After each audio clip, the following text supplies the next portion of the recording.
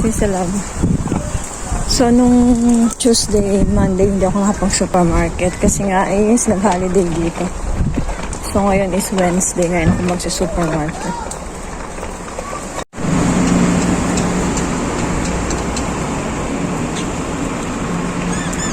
Ayan, ito yung aking cup na napulot dun sa pulutan. Nilaban ko siya.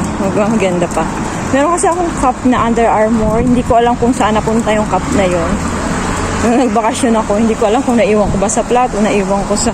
Hindi ko naman dinala yun ng Pilipinas. Hindi ko alam. Wala rin sa kwarto ko pag uwi ko. So, hindi ko alam kung saan napunta.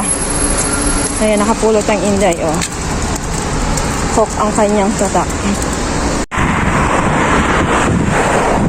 Nakatrim na naman itong bonggambilya, diba?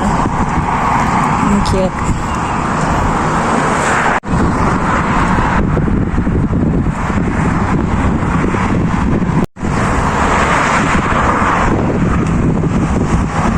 Tapos na akong mamili. Nakatambay ako dito sa may, sa may walk.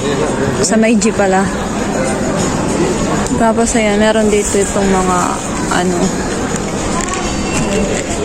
kasi nga magsasyabat sila. So pag Wednesday talaga meron yan dito. Mga paninda ng mga bulaklak. Prutas, bulaklak ba yan. Kasi nga is magsasyabat. Ito yung pinamili ko. Ang gamit ko ngayon ay yung pushcart na magaan.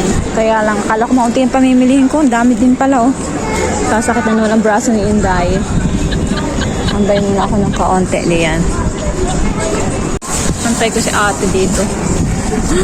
Tapos na ako mamalengke. Mag supermarket. Wait ko lang si ate.